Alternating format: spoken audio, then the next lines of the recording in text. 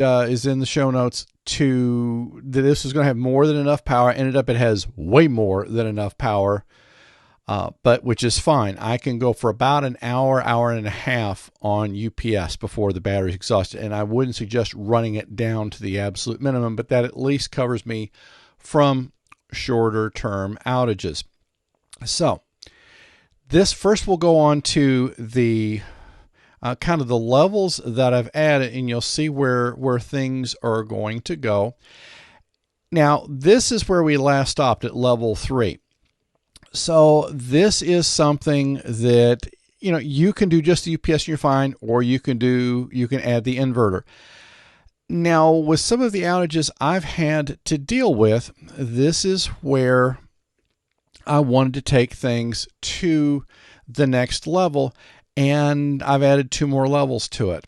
So this is still very, very viable option. Now, level 4, and I've already gone and done this, and there's going to be some other videos coming through on this, and I've actually added solar panels, and there's a whole discussion we'll have to have, and I can actually, I'm going to refer you to a book when we get to that point, that it helps kind of figure out some of the math, and it really is very straightforward. And I'd take some off-the-shelf items, and for what I do at this point, I just put solar panels out in my driveway.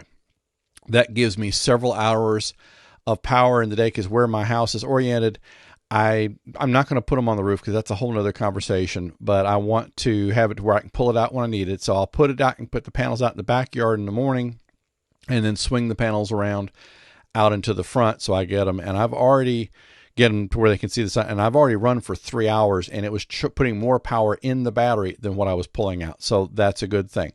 Now, at that point, you know, solar to me is the next option behind having a battery and an inverter. Now, there are times when you may have to go beyond solar panels, or especially like today when I'm doing this video, it's actually very overcast outside. So solar panels would get you little to no power for the most part. So at that point is when you would go to a generator. Now, generator, I'm looking at this from a standpoint, as you notice, I've got it directly tied into the battery charger. I'm not going to try to run long term. It advertises to people in the neighborhood that you've got a generator, and it also advertises to people maybe going through the neighborhood, hey, here's a generator I can steal. So I would only use the generator for long enough to recharge the battery. And if you go to more of a whole house solution, then that's going to be an option as well. But, you know, going back to the title slide here, this is what all we're doing at this point with the level 1 solution is dealing with just a UPS. And let's go over to the video, and you're going to see something got shot just right off of the display of the UPS. Now, there are several parts to the display, and I apologize for the moving around of the video, but it shows you the number of times it's had to trip. And with minimal load, it was showing, you know, at this point, over 2 hours. When I got everything turned on, this actually comes down to about, and let me stop the video here, and I'm going to roll back just a little bit. And that's the number you'll want to watch the most. Mine averages between about 70 to about 90 runtime minutes. It just depends on what the laptop's doing. This shows you that it's online, that it has AC power. And let me get back to that. Hit the wrong button at the wrong time, and let me put a stop to that, and that will make that a little bit easier. So the event shows you what the number of times it's had to switch on and off battery. That shows you the amount of power coming in. So if it seems like the UPS is tripping a lot, and this is going much below 120 volts, you may have a power line problem. You may have to get with the power company on and have them figure out why you're getting low voltage to the house. And let me shift over here. Now, this is where I really had the surprise on my display, because we went over the math that I used the first time, and that was where I was showing that I needed this much runtime. Ended up having more runtime than what I figured, because my mindset with UPS is I have it just running long enough so that my other power solution can kick in. But the way this has worked out is I actually can have this running for about an hour. So most of my shorter term power problems, this should cover me. Now, interesting to note here. Now, this shows you as being online. This shows the amount of load. Now, I normally do not like to run a UPS over 50% load. And the reason being, while it can support that, the more load you have on a UPS means this figure right here, the estimated runtime, is going to be a lot lower. So that's something to keep in mind when you're looking at a UPS situation. And you may end up having more than one UPS in your house, especially if you don't go to a whole house solution. So, and this figure is always going to be changing. It's going to be dependent on the load and how much the load is changing. And we'll go over here, and you see right there, it was already changing a little bit. And then it spiked up way high, and that was when I had almost nothing turned on. Now, the watt number I wouldn't really worry about, because it's the figure back here, the estimated runtime in minutes. That's what's going to mean more to you than anything else, unless you happen to get off on the math, or you really know what's going on in the background with how everything relates. This really is the number to watch. And keep in mind, that is an estimate.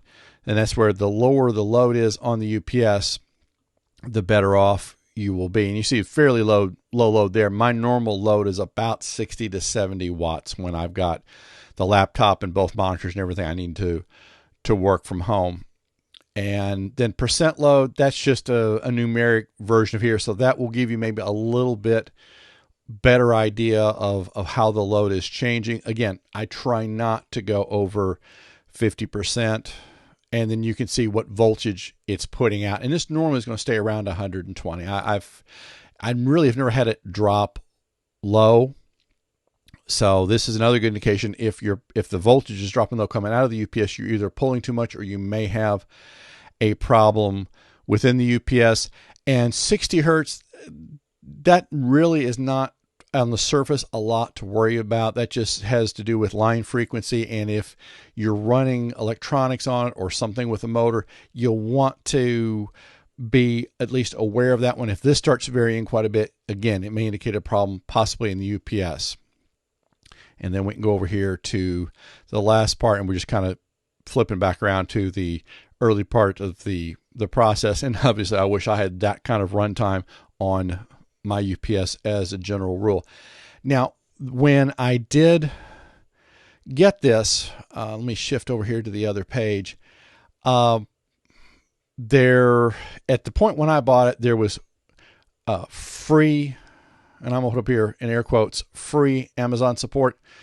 If you have a question, just call APC. Trust me.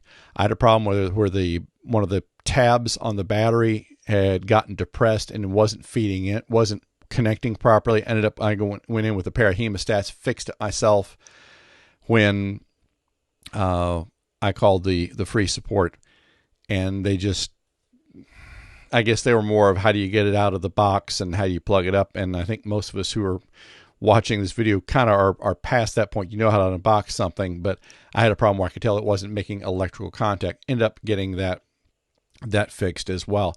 So this is something, a good first step to take, and you may find that you may have to upgrade the UPS at some point, either to add more runtime, or there's different versions of a UPS. The backups line is a little more economical. They have the Pro line, but it covers you from both surges and sags, where the backups line is primarily protecting you from sags, but I've also got an APC power strip plugged into the back of the UPS. So if a surge does come through, what the UPS doesn't catch, the surge strip should. And now in terms of a lifetime, they're saying somewhere around 3 to 5 years. It should start warning you when the battery is having a problem. And this is something that you don't have to power thing off to change the battery, although I probably would, just to be on the safe side. The battery is just a cartridge that you will take out of the UPS, but I will tell you up front, take the UPS, unplug the UPS from the wall, unplug everything from it, lay it on its side. You'll pop the panel on the bottom, slide the battery out. There's a pull strip on the bottom that'll help you get it out, and then carefully slide it back and just follow the directions and you'll be fine.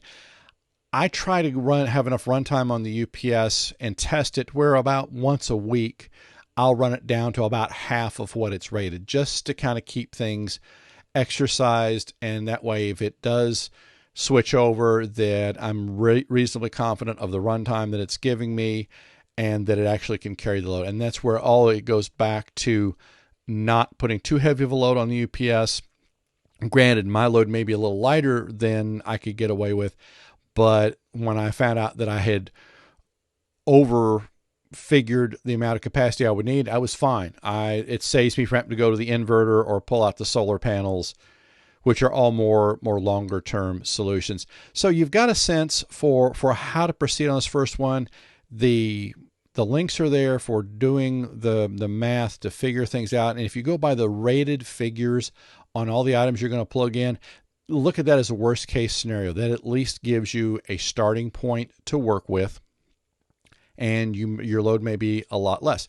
But you also want to have some future proofing to it so that in time, if you want to add more, you're not automatically hitting the ceiling of what your UPS can handle. There are some UPSs where you can add an external or a secondary or tertiary battery to them. Those start getting into some money. So it's probably better off early on just to get one that's properly or as closely sized to what your actual needs will be. So it's just one step at a time. If you've got any questions, please reach out to me. I do have links in the description. So if you do happen to go for that UPS or one of the others, if you use that link, I get a small amount of money out of it. I really appreciate that. And then there will be some videos here showing you other things to look at in this, not only in this series, but everything to do with your smart home. I've got some other products that will be coming in the next few weeks. So it's really going to be interesting to see where this is going to head. Thank you for everybody who subscribed to the channel, and thank you for watching this video. We'll see you next time.